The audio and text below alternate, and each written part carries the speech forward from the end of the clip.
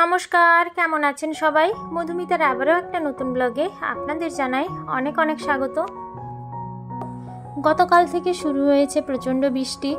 গতকালকে প্রচুর বৃষ্টি হয়েছিল, কিন্তু আজকে সকাল থেকে দেখছি আকাশটা শুধু মেঘলাই করে আছে, কিন্তু বৃষ্টি হচ্ছে না। আর বৃষ্টি হলে কিন্তু ওয়েদারটা ভীষণভাবে ঠান্ডা হয়ে যায়, আর এই মেঘলা ওয়েদার থাকলে কিন্তু একটা ভ্যাপসা গরম লাগে, সেটা কিন্তু আরও বেশি অস্বস্তিকর আর বিরক্তিকর। এই কাজের মধ্যে থাকলে কিন্তু ওই গরমটা একেবারেই নেওয়া যায় না।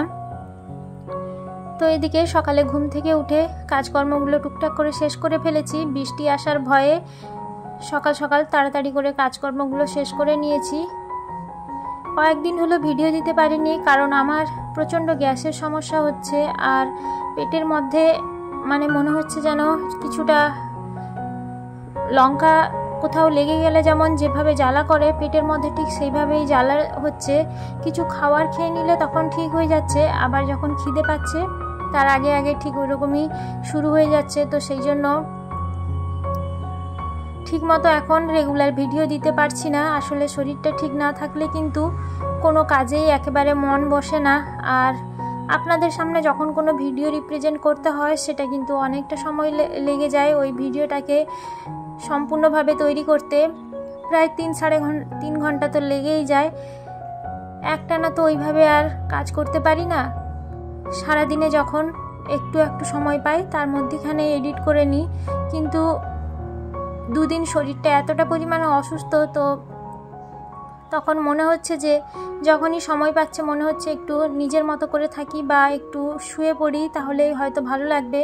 অন্যান্য সময় হয়তো দুপুরে খাওয়ার পর ছেলেকে যখন ঘুমোতে নিয়ে আসি তখনই ভিডিওটা এডিট করার একটু চেষ্টা করি, কিন্তু এই কদিন হলো ছেলেকে ঘুম পাড়াতে নিয়ে আসার সাথে সাথেই আমার চোখটাও যে কীভাবে জুড়িয়ে এসছে আমি বুঝতেই পারিনি।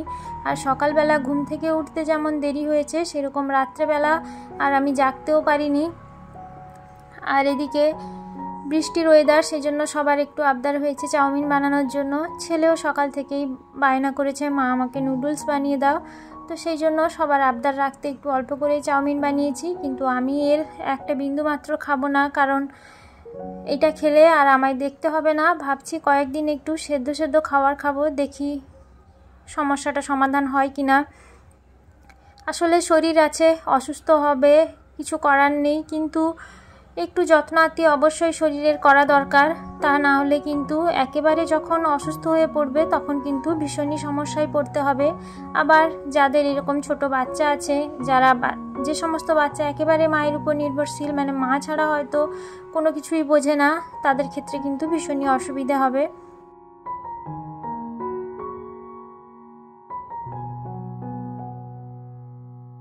এদিকে সকালের কাজকর্মগুলো শেষ করে নিয়েছি, সকালের খাবারও বানানো হয়ে গেছে। তো এবার ভাবলাম নিজে চুলটা একটু বেঁধে নিয়েছি, কারণ এবার স্নান করতে যাব। স্নানের সময় চুলটা যদি ঠিকভাবে না বাঁধি তাহলে ওটা ভিজে যাবে, আর ভিজে চুল তো সব সময় খোলা রাখতে পারি না, তাহলে আরও বেশি মাথায় চুল ওঠে। এমনিতেও চুল একটাও মাথায় নেই, তার উপরে এইভাবে অযত্ন করলে আর থাকবেই না।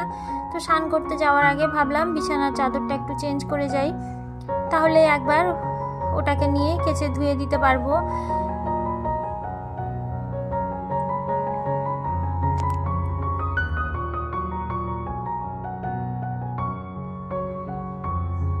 এভাবেই সকাল থেকে সারাটা দিন টুকটাক কাজকর্ম করতে করতে সময়টা যে কিভাবেই কেটে যায় বুঝতেই পারি না। আর তার সঙ্গে ছেলেকে সময় দিতে, তার সঙ্গে সময় কাটাতে অনেকটাই সময় পেরিয়ে যায়। আর এই অসুস্থ শরীর মধ্যে কিন্তু দেখবেন নিজের মতো করে থাকতে একটু বেশি ভালো লাগে। নিজের মতো করে থাকবো, নিজের মতো করে সময় কাটাবো, সেটাই বেশি ভালো লাগে।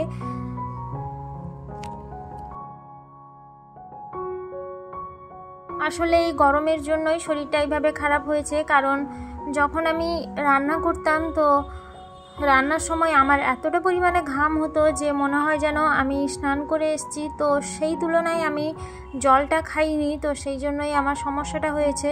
তো দেখছি এবার থেকে একটু চেষ্টা করব জলটা বেশি করে খাওয়ার। জলটা যদি বেশি করে খাওয়া যায় তাহলে কিন্তু শরীরে সেরকম কোনো সমস্যা থাকে না, আর জলটা খাওয়া কম হয়ে গেলেই কিন্তু সমস্যা তৈরি হয়।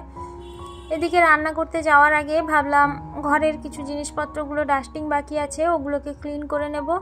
আর বিছানাটা ঝাড়া হয়ে গেছে, তার উপরে অন্যান্য জিনিসপত্র যেগুলো ছড়িয়ে ছিটিয়ে পড়েছে সেগুলোকে গুছিয়ে দিয়ে তারপরে যাব।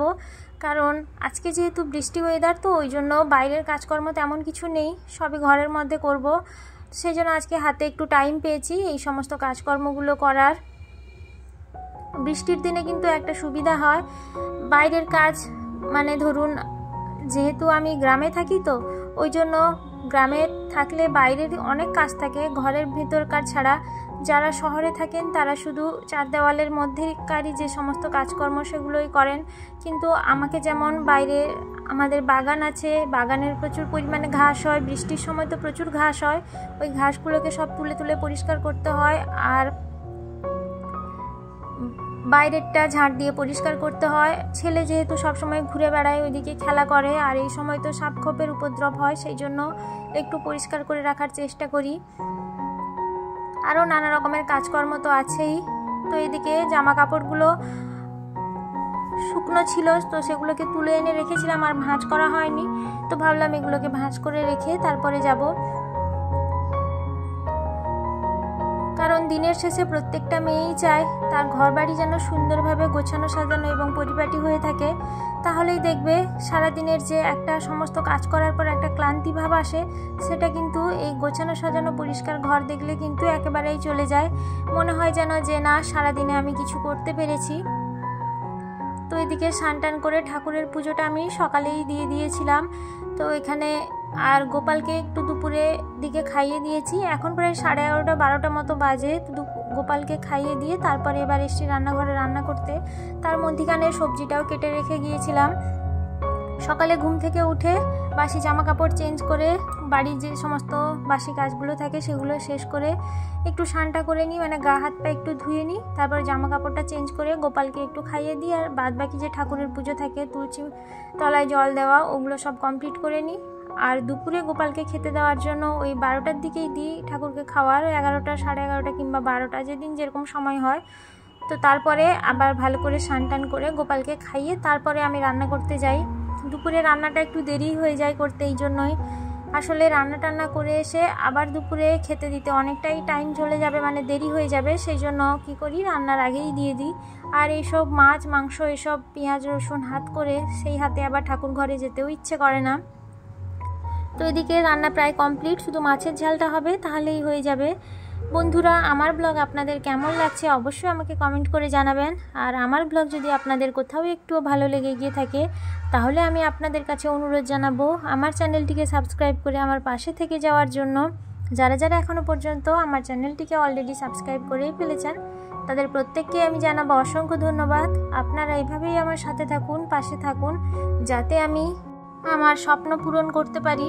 আসলে প্রত্যেকটা মেয়ের এক একটা স্বপ্ন থাকে, প্রত্যেকেরই স্বপ্ন পূরণ করা অবশ্যই উচিত। তাহলে বন্ধুরা, আজকের মতো এই পর্যন্ত, সবাইকে জানাবো ধন্যবাদ।